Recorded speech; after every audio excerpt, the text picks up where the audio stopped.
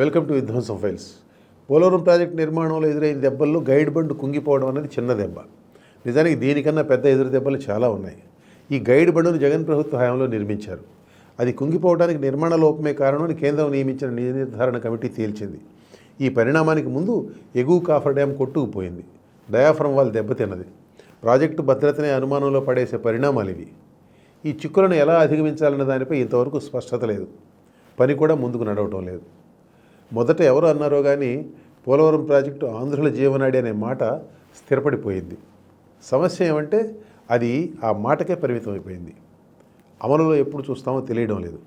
2014లో చంద్రబాబు అధికారంలోకి వచ్చిన తర్వాత పోలవరం నిర్మాణాన్ని పరిగెత్తించారు. 2019 నుంచి జగన్ నత్తనడక నడిపిస్తున్నారు. మొదట 2021 జూన్ నాటికి పూర్తి చేస్తామన్నారు. తర్వాత దాని నీటిపారుదల మంత్రి అనిల్ కుమార్ యాదవ్ 2021 డిసెంబర్కు తీసుకువెళ్ళారు. అనంతరం 2022 ఖరీఫ్ నాటికి నీళ్లు ఇస్తా ఉన్నారు. మధ్యలో మంత్రి గారు మారారు. కొత్తగా వచ్చిన అంబటి రాంబాబు ఎప్పుడు పూర్తి చేస్తామో చెప్పలేమన్నారు. తర్వాత మాట మార్చి 2023 ఖరీఫ్కు నీరు ఇస్తామని చెప్పారు. తాజా గడువు 2025 ఖరీఫ్. గోదావరి నదిపై పోలవరం ప్రాజెక్టు నిర్మాణానికి బ్రిటిష్ జమానాలో మొదటిసారి 1941లో సొంఠి రామ్మూర్తి అనే చీఫ్ ఇంజనీర్ నేతృత్వంలో సర్వే జరిగింది. అప్పటి నుంచి ఆంధ్రులు పోలవరం కోసం ఆశగా ఎదురు చూస్తూనే ఉన్నారు. 1980లో అప్పటి ముఖ్యమంత్రి టంగుటూరి అంజయ్య ఈ ప్రాజెక్టుకు శంకుస్థాపన చేశారు. వైఎస్ రాజశేఖర రెడ్డి వచ్చిన తర్వాత మొదట కాలువల నిర్మాణం ప్రారంభించారు. అనుమతులు తర్వాత సంపాదించారు. భూసేకరణ వివాదాల కారణంగా కొన్ని చోట్ల ఆగిపోయిన కుడికాలం నిర్మాణాన్ని నవ్యాంధ్రలో చంద్రబాబు పూర్తి చేశారు. పోలవరం పూర్తయ్యేలోపు పట్టిసీమ ఎత్తిపోతల ద్వారా గోదావరి నీటిని వినియోగంలోకి తీసుకురావడం లక్ష్యంగా ఆయన ఆ పని చేశారు. పట్టిసీమ వల్ల జరిగిన మేలును ఇప్పుడు ప్రత్యేకంగా చెప్పనక్కర్లేదు. పట్టిసీమను తీవ్రంగా విమర్శించిన వైసీపీకి అధికారంలోకి వచ్చిన తర్వాత అదే దిక్కయింది. జగన్ అధికారంలోకి వచ్చిన వెంటనే రివర్స్ టెండరింగ్ పాట పడని విషయం గుర్తుందిగా. పోలవరం కూడా రివర్స్ అయింది. అసలు లక్ష్యమే కాంట్రాక్ట్ సంస్థను మార్చడం కాబట్టి కేంద్రం అభ్యంతరాలను ప్రభుత్వం పెడచెవన పెట్టింది. నవయుగ పోయి మేఘా ఇంజనీరింగ్ వచ్చింది. గతంలో పట్టిసీమ ప్రాజెక్టును చంద్రబాబు ఈ మేఘాతోనే కట్టించారు.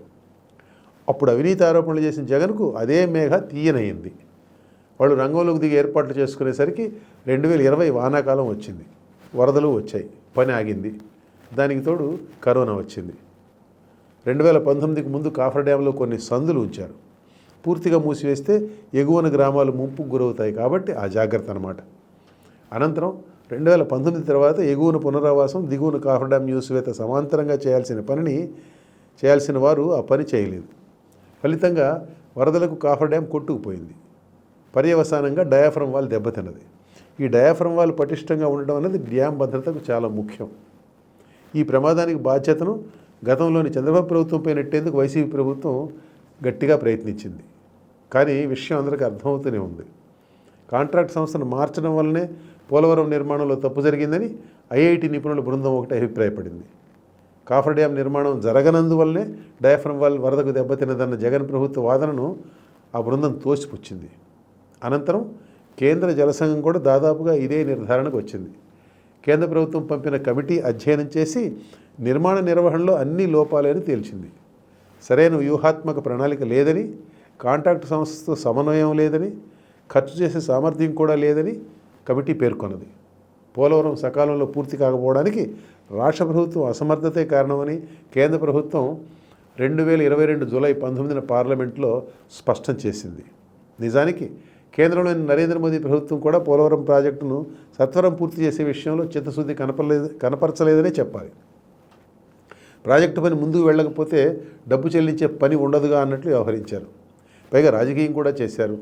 2019 ఎన్నికల ప్రచారంలో ప్రధాని మోదీ పోలవరం ప్రాజెక్టు చంద్రబాబుకు ఏటీఎంగా మారిందని విమర్శించారు.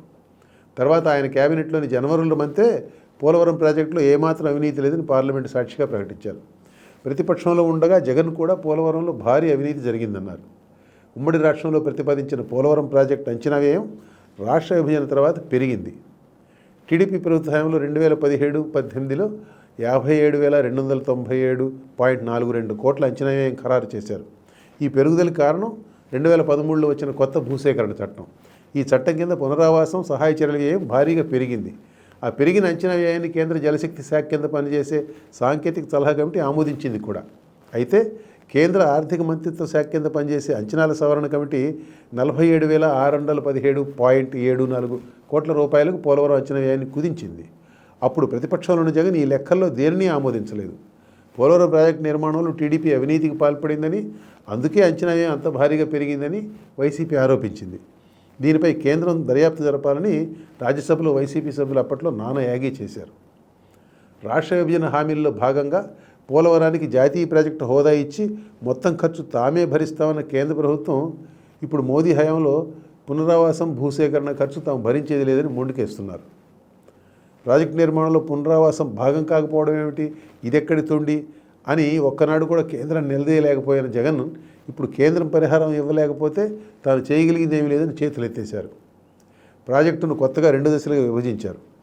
నిర్దేశిత 45.72 మీటర్ల స్థాయికి కాకుండా 41.15 మీటర్ల కాంటూర్ లెవెల్కి నీటి నిల్వ పరిమితం చేస్తారట. పునరావాసం ఖర్చును తప్పించుకోవడం కోసమే ఈ ఎత్తు ఎత్తారని నీటిపారుదల రంగ నిపుణుడు తుంగా లక్ష్మణ్ అంటారు. ఇలా చేయడం అంటే పోలవరం ప్రాజెక్టును ఒక బ్యారేజీ స్థాయికి కుదించడం తప్ప మరొకటి కాదు. బహుళార్థ సాధక ప్రాజెక్టు అనుకున్న పోలవరం 115 టీఎంసీల నీటి నిల్వతో ఒక మినీ రిజర్వాయర్గా మారుతుంది. అదే పూర్తి స్థాయిలో 45.72 మీటర్ల లెవెల్ వరకు నీటిని నిల్వ చేస్తే 194 టీఎంసీల నిల్వ జల విద్యుత్తో ఆంధ్రప్రదేశ్ భవితవ్యమే మారిపోతుంది. అయితే దీనికోసం పూర్తి స్థాయిలో పునరావాసం పని ముగించాలి. ముందు ఆమోదం తెలిపిన విధంగా కేంద్రం నుంచి నిధులు రాబట్టడంపై దృష్టి పెట్టకుండా పునరావాసం బరువు తగ్గించుకోవడం కోసం జగన్ ప్రభుత్వం పోలవరం ప్రాజెక్టు భవిష్యత్తును అంధకారంలోకి నెడుతున్నదని లక్ష్మీనారాయణ అన్నారు. ప్రతిపక్షంలో ఉండగా ఇదే జగన్ పునరావాసంపై పెద్ద పెద్ద మాటలు చెప్పారు.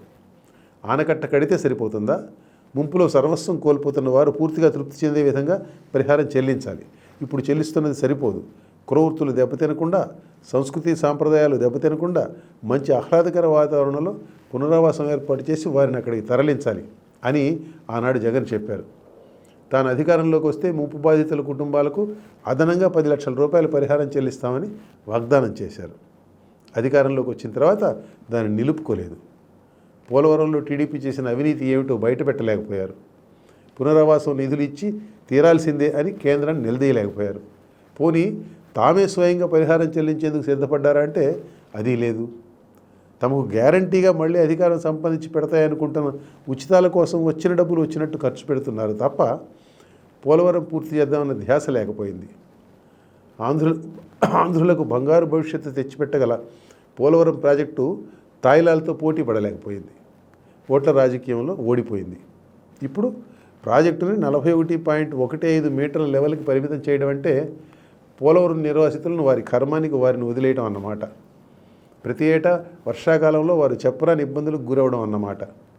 అలా ఎన్ని ఏళ్ళు ఇబ్బందులు పడాలో కూడా తెలియదు. ప్రభుత్వం నుంచి స్పష్టమైన హామీ ఉండదు. ఎన్నో తరాలుగా ఉంటున్న సొంత ఊరిని, తమ బతుకుల్లో భాగమైన చెట్టు, పుట్ట, భూములు, ఇళ్ళు వీటన్నిటినీ ఆంధ్రుల విశాల ప్రయోజనాల కోసం వదిలిపెట్టి అగమ్యగోచరమైన భవిష్యత్తులోకి తరలి వెళ్లేందుకు సిద్ధపడ్డ ఆ లక్షలాది మంది అభాగ్య గ్రామీణుల పట్ల జగన్ నేతృత్వంలోని ప్రభుత్వానికి ఉన్న సహానుభూతి ఎంత గొప్పదో చూడండి.